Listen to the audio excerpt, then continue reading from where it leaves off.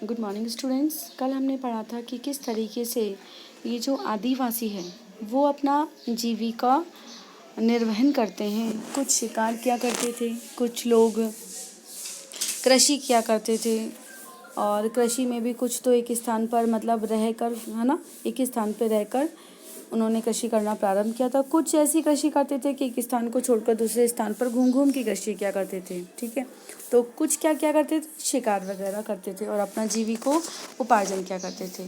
और वो जो ये जंगल है, जंगलों को अपनी क्या मानते थे, सत्ता के रूप में मानते थे। लेकिन जैसे ही अंग्रेज लोग आए, उन लोगों ने इनको अपने अधिकार क्षेत्र में लेना प्रारंभ कर दिया, जंगलों से इनको निष्कासित करना प्रारंभ कर दिया। तो उसके बाद में इनकी जो दिनचर्या हुई उसमें क्या बदलाव आया, उनके जीवन पर क्या असर हुआ, आज हम उसी का अध्ययन करेंगे। जीवन पर क्या असर पड़े। ब्रिटिश शासन के दौरान आदिवासी समूह का जीवन बदल गया। आओ देखें कि बदलाव क्या थे। आदिवासी मुखियाओं का क्या हुआ। देखिए, सभी मतलब जो कबीले होते हैं ना आदिवासी, आपने अगर ध्यान भी दिया हो तो कबीलों के अंदर सब एक सरदार होता है उनका, जिसको हम मुखिया कहते हैं, जिसकी आज्ञा का अनुसरण उस कबीले के सभी लोग किया करते थे। अंग्रेजों के आने से पहले बहुत सारे इलाकों में आदिवासियों के मुखियाओं का महत्वपूर्ण स्थान होता था। उनके पास औरों से ज़्यादा आर्थिक ताकत होती थी और वे अपने इलाके पर नियंत्रण रखते थे। कई जगह उनकी अपनी पुलिस होती थी और वे ज़मीन एवं वन प्रबंधन के स्थानीय नियम खुद बनाते थे। कहने का मतलब है कि ये जो मुखिया होते थे ना, वो सर्वोपरि हुआ करते थे अपने कबीले के अंदर, और अपने नियम वगैरह सब मतलब पूरी व्यवस्था, पूरा प्रशासन इनके हाथों में हुआ करता था। ब्रिटिश शासन के तहत आदिवासी मुखियाओं के कामकाज और अधिकार काफ़ी बदल गए थे। उन्हें कई कई गांवों पर ज़मीन का मालिकाना तो मिल रहा, लेकिन उनकी शासकीय शक्तियां छिन गई और उन्हें ब्रिटिश अधिकारियों द्वारा बनाए गए नियमों को मानने के लिए बाध्य कर दिया गया। उन्हें अंग्रेजों को नजराना देना पड़ता था और अंग्रेजों के प्रतिनिधि की हैसियत से अपने समूह को अनुशासन में रखना होता था। पहले उनके पास जो ताकत थी अब वह नहीं रही। वे परंपरागत कामों को करने से लाचार हो गए थे। घुमंतू काश्तकारों का क्या हुआ। ऐसे जो काफ़ी परेशानी थी, जो यहाँ वहाँ भटकते रहते थे और एक जगह ठहरकर नहीं रहते थे। वे चाहते थे कि समूह एक जगह स्थायी रूप से रहे और वहीं खेती करे, ताकि खेती करेंगे तो उसकी उपज का जो भी है वो कर वगैरह लगाना चाहें, जो भी दे सकते थे ना। स्थायी रूप में एक जगह रहने वाले किसानों को नियंत्रित करना भी आसान होता है। अंग्रेज अपने शासन के लिए आमदनी का नियमित स्रोत भी चाहते थे। फलस्वरूप उन्होंने ज़मीन के बारे में कुछ नियम लागू कर दिए। उन्होंने ज़मीन को मापकर प्रत्येक व्यक्ति का हिस्सा तय कर दिया और उन्होंने यह भी तय कर दिया कि किसे कितना लगान देना होगा। कुछ किसानों को भूस्वामी तो कुछ को पट्टेदार घोषित कर दिया। जैसा कि हम देख चुके थे, उसमें था ना, सेकंड चैप्टर में पढ़ा था हमने कि कुछ ज़मीन तो ऐसी होती थी जहाँ पे मालिकाना हक होता था किसानों का, और कुछ किसी और की भूमि पर जाके कृषि किया करते थे। ठीक है, कुछ किसानों को भूस्वामी और कुछ दूसरों को पट्टेदार घोषित किया गया। अब आती है बात, पट्टेदार और अपने भूस्वामियों का भाड़ा चुकाते थे। भूस्वामी सरकार को लगान देते थे। झूम काश्तकार जो कि अपनी ज़मीन को वो कहते थे ना कि पेड़ पौधों को, घास को जलाकर उस पर खेती करने वाले, कल पढ़ाया था मैंने। झूम काश्तकारों को स्थायी रूप से बसाने की कोशिश अंग्रेजों की कोशिश बहुत कामयाब नहीं रही। जहाँ पानी कम हो और मिट्टी सूखी हो वहाँ हलों से खेती करना आसान नहीं होता, बल्कि हलों की मदद से खेती करने वाले झूम काश्तकारों को अक्सर नुकसान ही हुआ होगा, क्योंकि उनके खेत अच्छी उपज नहीं दे पाते थे। इसीलिए पूर्वोत्तर राज्यों के झूम काश्तकार इस बात पर अड़े रहे कि वे उन्हें परंपरागत ढंग से ही जीने दिया जाए। व्यापक विरोध के फलस्वरूप अंग्रेजों को आखिरकार उनकी बात माननी पड़ी और ऐसे कबीलों को जंगल के कुछ हिस्सों में घुमंतू खेती करने की छूट दे दी गई। वन कानून और उनके प्रभाव। जैसा कि आपने देखा, आदिवासी समूह का जीवन जंगलों से जुड़ा हुआ था, अतः वे कानूनों में आए बदलावों से आदिवासियों के जीवन पर भी प्रभाव पड़ा, भारी असर पड़ा। अंग्रेजों ने सारे जंगलों पर अपना नियंत्रण स्थापित कर लिया और जंगलों को राज्य की संपत्ति घोषित कर दिया। जो संपत्ति पहले किसकी थी, आदिवासियों की थी, अभी उसी संपत्ति पर राज्य का अधिकार हो गया। कुछ जंगलों को आरक्षित वन घोषित किया गया। ये ऐसे जंगल थे जहां अंग्रेजों की ज़रूरतों के लिए इमारती लकड़ी पैदा की जाती थी। आरक्षित मतलब पूरी तरीके से अंग्रेजों के अधिग्रहण में वहां चारा मतलब वहां अपने पशुओं को चराना या वहां पेड़ों को काटना पूरी तरीके से मना था। इन जंगलों में लोगों को स्वतंत्र रूप से घूमने, झूम खेती करने, फल इकट्ठा करने या पशुओं का शिकार करने की इजाज़त नहीं थी। ऐसी सूरत में झूम काश्तकार किस तरह जिंदा रह सकते थे? इसीलिए उनमें से बहुतों को काम और रोजगार की तलाश में मजबूरन दूसरे इलाके में जाना पड़ा, क्योंकि उनकी जो आजीविका थी वो कैसी थी, एक स्थान से दूसरे स्थान पर खेती करना। लेकिन इन्होंने क्या किया, जंगलों में ही अंग्रेजों ने आरक्षित कर दिया, मतलब पूरी तरीके से वहाँ पाबंदी लगा दी कि कोई भी आदिवासी समूह ना तो वहाँ खेती करेगा, ना अपने मवेशियों को चराएगा और ना ही वहाँ की वन संपदा को लेगा वो। और इसीलिए मजबूरी में उन्हें काम धंधे रोजगार की तलाश में दूसरी जगह जाना पड़ा। जैसे ही अंग्रेजों ने किसानों के भीतर आदिवासियों के रहने पर पाबंदी लगा दी, उनके सामने एक समस्या पैदा हो गई। समस्या ये थी कि रेलवे स्लीपर्स के लिए पेड़ काटने और लकड़ी को एक जगह से दूसरी जगह ले जाने के लिए मजदूरों का इंतजाम कहाँ से किया जाए। अब अंग्रेजों ने क्या किया था, आरक्षित कर लिया था वन क्षेत्र को, और वहाँ जो लकड़ियाँ उगाई जाती, वहाँ की जो लकड़ियाँ थी उसको काम में किस में लेते थे, आपने देखा है रेलवे के अंदर स्लीपर्स बनते हैं, रेलवे की जो पटरियाँ बनती है उन पटरियों के बीच में भी लकड़ियों का ही काम में लेते हैं ना। अब उन लकड़ियों को स्लीपर्स उन लकड़ियों के काम में लेने से पहले उनको काटना, उनको यथास्थान कारखानों तक पहुंचाना, इसके लिए मजदूरों की आवश्यकता होती है ना। अब मजदूर तो क्या है, दूसरी जगह चले गए, अब मजदूर कहाँ से मिले, ये समस्या अंग्रेजों के सामने आ गई। अब औपनिवेशिक अधिकारियों ने इसका एक हल ढूंढ निकाला। उन्होंने तय किया कि झूम काश्तकारों को जंगल में ज़मीन के छोटे छोटे टुकड़े दिए जाएंगे, उन्हें वहाँ खेती करने की भी छूट देगी, बशर्ते गांव में रहने वाले को वन विभाग के लिए मजदूरी करनी होगी। ठीक है, ये इन्होंने जो सलूशन निकाला वो क्या निकाला कि हम घुमंतू जो काश्तकार थे उनको खेती करने के लिए छोटे छोटे ज़मीन के टुकड़े दे देंगे, लेकिन एक शर्त पे देंगे कि उन्हें क्या करनी पड़ेगी, मजदूरी करनी पड़ेगी राज्य के लिए, बशर्ते गांव में रहने वालों को वन विभाग के लिए मजदूरी करनी होगी और जंगलों की देखभाल करनी होगी। इस तरह बहुत सारे इलाकों में वन विभाग ने अपने सस्ते श्रम की आपूर्ति सुनिश्चित करने के लिए वन गाँव बसा दिए। बहुत सारे आदिवासियों ने औपनिवेशिक वन कानूनों का विरोध किया। उन्होंने नए नियम का पालन करने से इनकार कर दिया और उन्हीं तौर तरीकों से चलते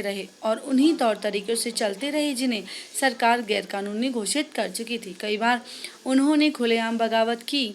तो 1906 में सोग्रम संगमा द्वारा असम में और 1930 के दशक के मध्य प्रांत में हुआ वन सत्याग्रह इसी तरह के विद्रोह थे, जब आदिवासी कबीलों को, समूहों को उनके वन क्षेत्र से, उनके परंपरागत जो संस्कृति है उससे दूर किया गया, तो लोगों का बगावत करना संभावित था और ये बगावत की भी गई। अब है व्यापार की समस्या।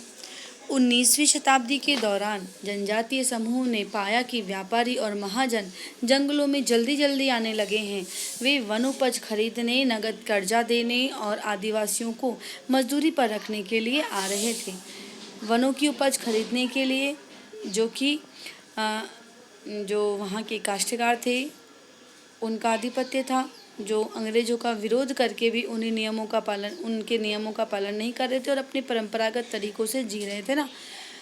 वहाँ आकर किसानों के पास में यदि पैसा नहीं है, काश्तकारों के पास में, तो उन्हें नगद कर्ज देना और वन संपदा को खरीदना आदि खरीदने के लिए बार बार आ रहे थे। और इन सारे बदलावों से क्या असर पड़ने लगा, यह समझने में आदिवासियों को कुछ समय लगा।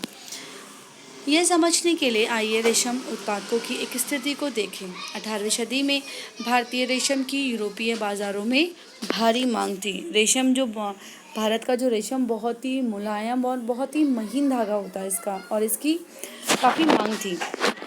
भारतीय रेशम की अच्छी गुणवत्ता सबको आकर्षित करती थी। भारत का निर्यात तेजी से बढ़ रहा था। जैसे जैसे बाजार फैला, ईस्ट इंडिया कंपनी के अफसर इस मांग को पूरा करने के लिए रेशम उत्पादन पर जोर देने लगे। वर्तमान झारखंड में स्थित हजारीबाग के आसपास रहने वाले संथाल रेशम के कीड़े पालते थे। और रेशम कहाँ से मिलता है?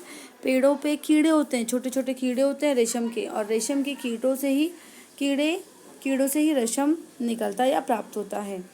रेशम के व्यापारी अपने एजेंटों को भेजकर आदिवासियों को कर्जे देते थे कि आप कर्जा लो और अधिक से अधिक इन रेशम के कीड़ों को रेशम के कीड़ों को खेती करें या इनको पाले। रेशम के व्यापारी अपने एजेंटों को भेजकर आदिवासियों को कर्जे देते और उन्हें कृमि कोशों को इकट्ठा कर लेते थे। 1000 कृमि कोशों, मतलब कृमि कोशों का मतलब है जो रेशम की कीड़े ना, उसको बोलते हैं कृमि कोशों। के लिए 3-4 रुपये मिलते थे। इसके बाद कृमि कोशों को वर्धमान या गया भेज दिया जाता था, जहाँ उन्हें 5 गुना कीमत पर बेच दिया जाता था।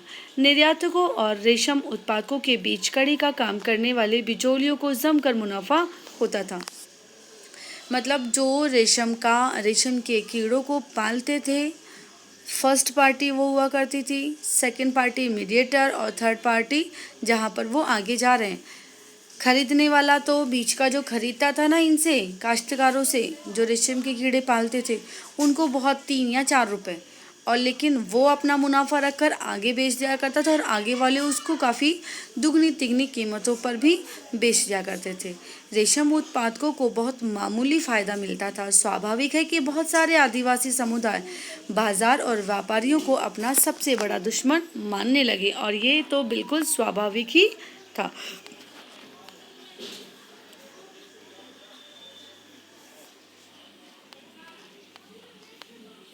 नज़दीक से देखने पर बिरसा मुंडा, कल हमने पढ़ा था ना, बिरसा कौन थे? ये जो मुंडा थे वो कौन थे? एक जनजाति थी, ठीक है। अब इसका एक नेता हमने कल पढ़ा था, बिरसा, जिसे माना गया था कि वो जो राजा है और वो देवता का क्या है? अवतार है, और वो इनके जो कष्टों को, आदिवासी कष्टों को हरने के लिए आया है। अब इसका थोड़ा सा एक संक्षिप्त जीवन परिचय देख लेते हैं।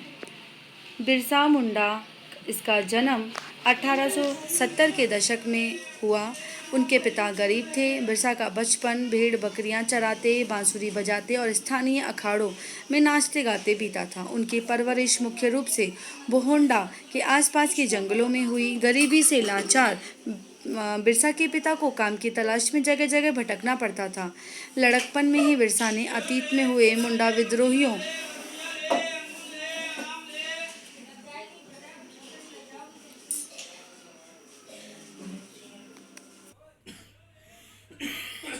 उन्होंने कई बार समुदाय के सरदारों को विद्रोह का आह्वान करते हुए देखा था।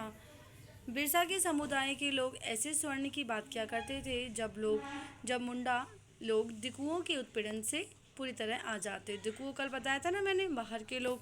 सरदारों का कहना था कि एक बार फिर उनके समुदाय के परंपरागत अधिकार बहाल हो जाएंगे। वे खुद को इलाके के मूल निवासियों का वंशज मानते थे और अपनी ज़मीन की लड़ाई लड़ रहे थे। वे लोगों को याद दिलाते थे कि उन्हें अपना साम्राज्य वापस पाना है। बिरसा स्थानीय मिशनरी स्कूल में जाने लगे, जहां उन्हें मिशनरियों के उपदेश सुनने का मौका मिला। वहां भी उन्होंने यही सुना कि मुंडा समुदाय स्वर्ग का साम्राज्य हासिल कर सकता है और अपने खोए हुए अधिकार वापस प्राप्त कर सकता है, अगर वे अच्छे ईसाई बन जाएं और अपनी खराब आदतें छोड़ दें तो वे ऐसा हो सकता है। बाद में बिरसा एक जाने माने वैष्णव धर्म के प्रचारक के साथ में कुछ समय बिताया। उन्होंने जनेऊ धारण किया और शुद्धता व दया पर जोर देने लगे, और अपनी किशोरावस्था में ही जिन विचारों के संपर्क में वे आए उनसे वे काफ़ी गहरे तौर पर प्रभावित हुए। बिरसा का आंदोलन आदिवासी समाज को सुधारने का आंदोलन था। उन्होंने मुंडाओं से आह्वान किया कि वे शराब पीना छोड़ दें, गाँव को साफ रखें, डायन व जादू टोने में विश्वास नहीं करें। यहाँ ध्यान देने की बात यह है कि बिरसा ने मिशनरियों और हिंदू जमींदारों का भी लगातार विरोध किया। उन्होंने जहाँ एक तरफ अपनी जाति में क्या किया, कई सुधार, जो इंटरनल सुधार होते हैं ना, वो करने की कोशिश करी, और साथ साथ में जो मिशनरी थे और हिंदू जमींदार थे उनका भी विरोध किया। वे उन्हें बाहर का मानते थे, जो मुंडा जीवन शैली को नष्ट कर रहे थे। 1895 में बिरसा ने अपने अनुयायियों को आह्वान किया कि वे अपने गौरवपूर्ण अतीत को पुनर्जीवित करने के लिए संकल्प लें।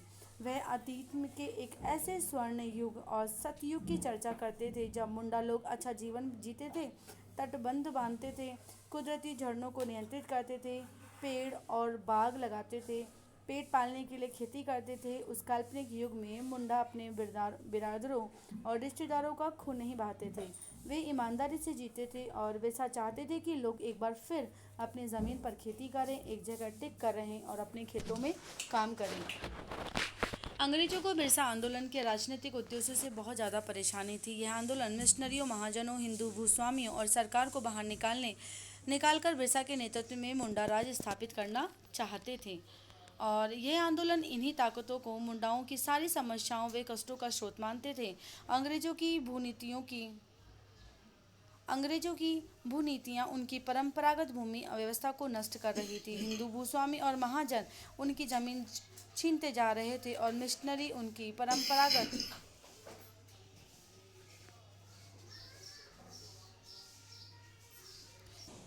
जब ये आंदोलन फैलने लगा तो अंग्रेजों ने सख्त कार्रवाई का फैसला लिया। उन्होंने 1895 में बिरसा को गिरफ्तार कर लिया और दंगे फसाद के आरोप में उसे 2 साल की सजा सुनाई। 1897 में जेल से लौटने के बाद बिरसा समर्थन जुटाते हुए गांव-गांव घूमने लगे। उन्होंने लोगों को उकसाने के लिए परंपरागत प्रतीकों और भाषा का इस्तेमाल किया। वे आह्वान कर रहे थे कि उनके नेतृत्व में साम्राज्य की स्थापना के लिए रावणों, दिकू और यूरोपियों को तबाह करें। रावणों भी किसको बताया गया है? दिकू और यूरोपीय, जो बाहर के थे, अंग्रेज थे, उनको, है ना। बिरसा के अनुयायी दिकू और यूरोपीय सत्ता के प्रतीकों को निशाना बनाने लगे। उन्होंने थाने और चर्चों पर हमले किए और महाजनों व जमींदारों की संपत्तियों पर धावा बोल दिया। सफ़ेद झंडा बिरसा का क्या था? राज का प्रतीक था। सन 1900 में बिरसा की हेजत से मृत्यु हो गई और आंदोलन ठंडा पड़ गया। यह आंदोलन 2 मायनों में महत्वपूर्ण था। पहला, इसने औपनिवेशिक सरकार को ऐसे कानून लागू करने के लिए मजबूर किया जिनके जरिए दिकू लोग आदिवासियों की ज़मीन पर आसानी से कब्जा न कर सकें। और दूसरा क्या था? इसने एक बार फिर जता दिया कि अन्याय का विरोध करने और औपनिवेशिक शासन के विरुद्ध अपने गुस्से को अभिव्यक्त करने में आदिवासी सक्षम हैं। उन्होंने अपने खास अंदाज में अपनी खास रस्मों और संघर्षों के प्रतीक के जरिए इस काम को अंजाम दिया। और इसी के साथ आपका ये चैप्टर ख़त्म होता है। तो हमने इस चैप्टर में देखा कि किस तरीके से आदिवासी संप्रदाय को उनके जो पैतृक है, उनका जो परंपरागत अधिकार है, वन क्षेत्र है, उनसे बाहर निकालने की कोशिश की गई और उसका विरोध किस तरीके से किया गया।